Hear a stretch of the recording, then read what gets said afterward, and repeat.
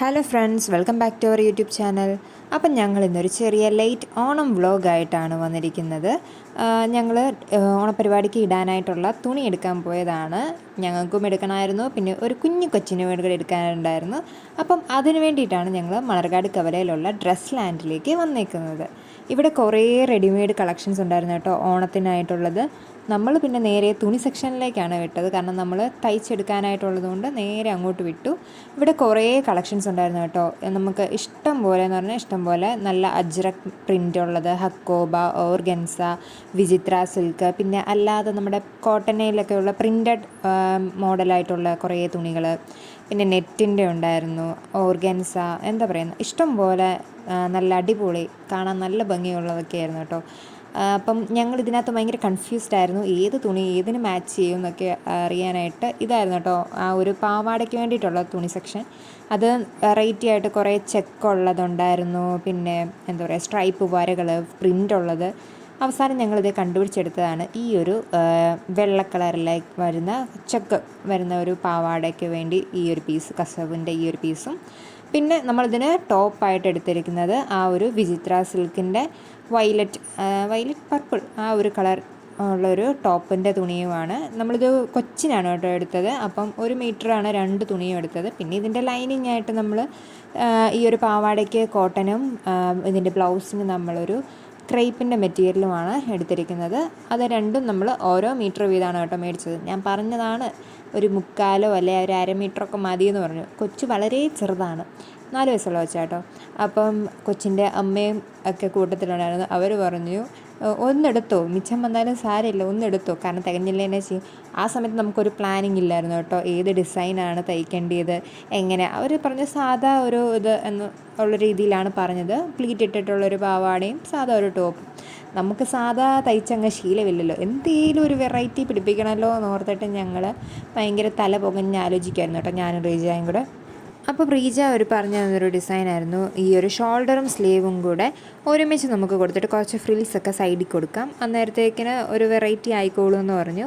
അപ്പം ഞങ്ങളൊരു just try ചെയ്ത് നോക്കി. അപ്പം എനിക്കും അങ്ങ് ഇഷ്ടപ്പെട്ടു കേട്ടോ, നല്ലൊരു ഭംഗി തോന്നി. ആ ഒരു തുണിയും കൂടെ ആയതുകൊണ്ട് നമുക്കത് ചെയ്യാനും പറ്റി, കാരണം കട്ടിയില്ലല്ലോ. ഇത് ഒരു വിചിത്ര സിൽക്ക് എന്ന് പറയുമ്പോൾ ഒരു സിൽക്ക് മോഡലായിരുന്നു. അപ്പോൾ ഒരു എന്താ പറയുക, നല്ല സോഫ്റ്റ് മെറ്റീരിയലായിരുന്നു. അപ്പം കൊച്ചിനും അധികം കൊള്ളത്തില്ല, ദേഹത്തോട്ട് മുട്ടിയാൽ ഇതൊരു ഒഴുക്കം മട്ടിൽ ഈ ഒരു തുണി കിടക്കുകയും ചെയ്യും. അപ്പം നല്ലൊരു ഭംഗിയും കൂടെ വന്നു.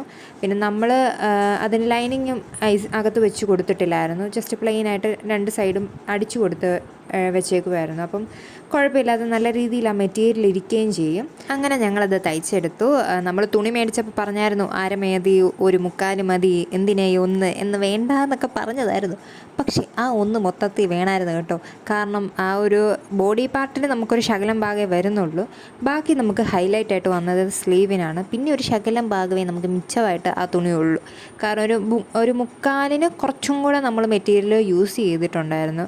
കാരണം ആ ഒരു സ്ലീവൊക്കെ നമ്മൾ ആദ്യമായിട്ട് ചെയ്തുകൊണ്ട് തന്നെ അത് എങ്ങനെയാണ് വരുന്നത് നമുക്ക് കറക്റ്റ് അറിയത്തില്ലായിരുന്നല്ലോ. അപ്പം നമ്മൾ നല്ല വലുതായിട്ടാണ് ആ സ്ലീവൊക്കെ വെച്ചത്. എന്നിട്ട് കുറച്ചൊക്കെ സൈഡൊക്കെ കട്ട് ചെയ്ത് സെറ്റാക്കിയൊക്കെ എടുക്കുമായിരുന്നു.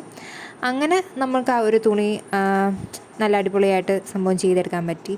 പിന്നെ പാവാടയ്ക്ക് പറയാനാണെന്നെങ്കിൽ പാവാട നല്ല നീളമുള്ള തുണിയാട്ടോ ഈ ഒരു കസവിൻ്റേത്. പിന്നെ കൊച്ചു ചെറുതായതുകൊണ്ട് നമുക്ക് പകുതിയും വെറുതെ കട്ട് ചെയ്ത് നമുക്ക് പോകാവുന്നേ ഉള്ളൂ. ഒരു 1 സൈഡായിരുന്നു കേട്ടോ ഇതിൻ്റെ കസവ് വന്നിരുന്നത്.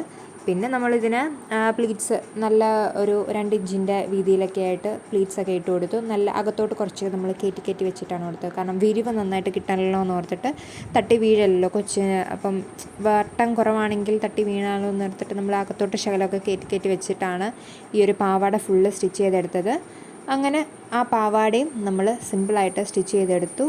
നല്ലൊരു പ്ലീറ്റ്സൊക്കെ ഇട്ട് കൊടുത്തു. സംഭവം കാണാൻ നല്ല ഭംഗിയായിരുന്നു കേട്ടോ.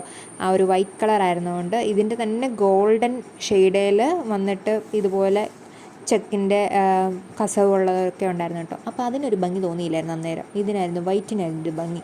പക്ഷേ അത്രയും നമ്മൾ മേടിച്ചപ്പം നമ്മൾ ആ വിചാരിച്ചതിനെക്കാട്ടിലും അടിപൊളിയായിരുന്നു കേട്ടോ തയ്ച്ച് കിട്ടിക്കഴിഞ്ഞപ്പോഴത്തേക്കിന്. കാരണം നല്ല എന്താ പറയുക, കാണാൻ തന്നെ നല്ല ഭംഗിയായിരുന്നു ആ ഒരു തുണിയുടെ 2 കളർ കോമ്പിനേഷൻ ആണേലും എല്ലാം. പിന്നെ പാവാടയുടെ നീളം എന്ന് പറഞ്ഞാൽ കൊച്ചിന് കൊച്ചിൻ്റെ അമ്മ പറഞ്ഞത് അവളുടെ കാലിന് അത്ര മതി എന്നാണ്. പിന്നെ നമ്മൾ അതിന് ഒരു 2 ഇഞ്ച് കൂടെ എക്സ്ട്രാ ഇട്ട് കൊടുത്തിട്ടുണ്ട് കേട്ടോ.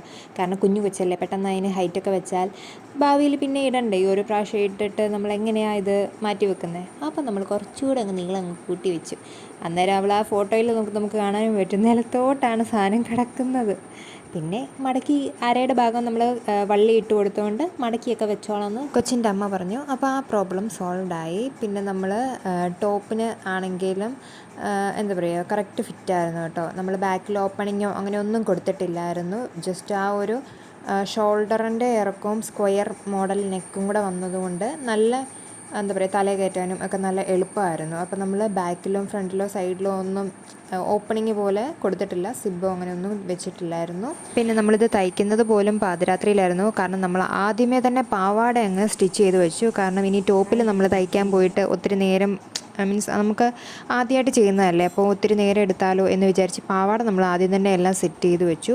അതും വെക്കാനും നല്ല രസമായിരുന്നു കേട്ടോ. കാരണം ഇതിന് അംബ്രല പാവാട വേണോ സാധാ പ്ലീറ്റ് ഉള്ളത് വേണോ എന്ന് നമ്മളിങ്ങനെ ഇതിനെ ചേരുന്നത് ഏതാണ് എന്നുള്ളൊരു മീൻസ് ഡിസ്കഷനിലൊക്കെ ഇരുന്ന് കുറേ നേരം എടുത്തിട്ടാണ് നമ്മൾ അവസാനം ഒരു തീരുമാനത്തിലെത്തിച്ചത്. ഇതിൻ്റെ ഈ തുണിയൊക്കെ വെച്ച് നോക്കി ഒരു മോഡൽ നമ്മൾ ഉണ്ടാക്കി നോക്കിയപ്പം പ്ലീറ്റഡ് പാവാടയ്ക്കാണ് നമ്മുടെ ഈ ഒരു ടോപ്പ് ചേരുന്നതെന്ന് മനസ്സിലാക്കി നമ്മൾ പ്ലീറ്റുള്ള പാവാട ആദ്യം സ്റ്റിച്ച് ചെയ്ത് തന്നെ വെച്ചു. പിന്നെ നമ്മൾ ഈ ഒരു ടോപ്പിലേക്ക് കയറുമ്പോൾ തന്നെ ഒരു സമയം 10 മണിയൊക്കെ ആയിരുന്നു. റീജായും കൂടെ ജോലിക്ക് കയറിയിരിക്കുന്നതുകൊണ്ട് ഞങ്ങൾ 2 പേർക്കും ഷിഫ്റ്റ് വേറെ വേറെയാണ്. അപ്പം ഒരുമിച്ച് വരുന്നത് ഈ രാത്രി സമയത്തേ ഉള്ളൂ. അതായത് ഒരു 8 മണി തൊട്ടേ ഞങ്ങൾ 2 കൂടെ ഒരുമിച്ച് വീട്ടിൽ കാണത്തുള്ളൂ. അന്നേരം നമ്മൾ ഡ്യൂട്ടിയൊക്കെ കഴിഞ്ഞ് വന്നുകൊണ്ട് കുറച്ച് നേരമൊക്കെ റെസ്റ്റ് എടുത്തിട്ട് നമ്മൾ തയ്ക്കാൻ തുടങ്ങുന്നത് തന്നെ പാതിരാത്രിയിലാണ്. അങ്ങനെ ഞങ്ങൾ രാത്രിയിലൊരു 2 മണി ആയപ്പോഴത്തേക്കിന് നമ്മൾ ഈ ഒരു ടോപ്പും കൂടെ ഒന്ന് സ്റ്റിച്ച് ചെയ്ത് തീർത്തെടുത്തു.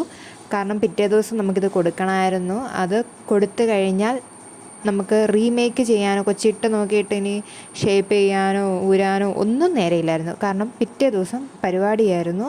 അപ്പോൾ നമ്മളതിൻ്റെ തലേദിവസമാണ് ഏൽപ്പിക്കുന്നത്. കൊച്ച് സ്കൂളിൽ പോയേക്കുമല്ലേ, അപ്പോൾ അത് വീട്ടിൽ വന്ന് ഇട്ട് നോക്കി എല്ലാം സെറ്റാക്കി ആണെങ്കിൽ നമ്മൾ രക്ഷപ്പെട്ടു, ഇല്ലെങ്കിൽ എന്ത് ചെയ്യുമെന്ന് ഇങ്ങനെ ആലോചിച്ചിരിക്കുന്നു. പക്ഷേ ഭാഗ്യം എന്തോ ഞങ്ങളുടെ പ്രാർത്ഥന സംഭവം സെറ്റായി. കൊച്ച് ഇട്ട് നോക്കിയപ്പോഴേ കറക്റ്റ് ഫിറ്റാണ്. ഇനി ഒരു ഇഞ്ച് അങ്ങോട്ടോ ഇങ്ങോട്ടോ അഴിക്കാനോ ഒന്നുമില്ല. എല്ലാം നല്ല പക്കയായിട്ട് റെഡിയായിട്ട് കിട്ടിയായിരുന്നു. അതിൽ ഞങ്ങൾക്ക് ഭയങ്കര സന്തോഷമായിരുന്നു കേട്ടോ. ഡിസൈനൊക്കെ ചെയ്തപ്പോൾ ഞങ്ങൾ വിചാരിച്ചത് വളരെ സിമ്പിളാണ്, എന്താ പറയുക, നമുക്ക് പെട്ടെന്ന് തയ്ച്ചെടുക്കാമെന്നായിരുന്നു. പക്ഷേ തയ്ച്ച് വന്നപ്പോഴാണ് ഇതിൻ്റെ മെനക്കേട് മനസ്സിലായത്. നമുക്ക് എവിടെയെങ്കിലും ഒന്ന് പാളിപ്പോയാൽ നമ്മൾ പിന്നെ ഇരുന്ന് അഴിക്കണം. അത് ഭയങ്കര മെനക്കേടുള്ള പരിപാടിയാണ്. കാരണം ഇത് ഈ ഒരു സിൽക്ക് മെറ്റീരിയലും കൂടെ ആയതുകൊണ്ട് ഇച്ചിരി പാടായിരുന്നു. എന്തായാലും ഭാഗ്യത്തിന് അങ്ങനെ അത്രയും അഴിക്കേണ്ട വന്നില്ല. ആദ്യം ഒന്ന് വെച്ച ഷോൾഡർ ഒന്ന് ലെവലാക്കാനായിട്ട് എനിക്ക് അഴിക്കേണ്ട വന്നതേ ഉള്ളൂ. ബാക്കി വേറെ പ്രശ്നമൊന്നും ഇല്ലായിരുന്നു. നമ്മളത് സെറ്റാക്കി എല്ലാം വെച്ചു. പിന്നെ അകത്തോട്ട് നമ്മൾ കുറച്ച് കൊടുത്തിട്ടുണ്ടായിരുന്നു കേട്ടോ ഷേപ്പ്. ഇനി ഇൻ കേസ് വലുതാക്കണമെങ്കിൽ കുറച്ച് സ്പേസ് വേണമല്ലോ എന്നോർത്ത് നമ്മൾ അകത്തോട്ട് കുറച്ച് ഇഞ്ച് വെച്ചിട്ടുണ്ടായിരുന്നു. പിന്നെ അടിവശവും നമ്മൾ ഇത്രയും ഒരു ചെറിയ ഫോൾഡിങ് കൊടുത്തിട്ടുണ്ട്. ഇനി നീളം കൂട്ടണേ അതിന് ഉള്ള സെറ്റപ്പിലാണ് ഞാൻ എല്ലാ മെറ്റീരിയൽസും അങ്ങനെ ചെയ്യത്തുള്ളൂ.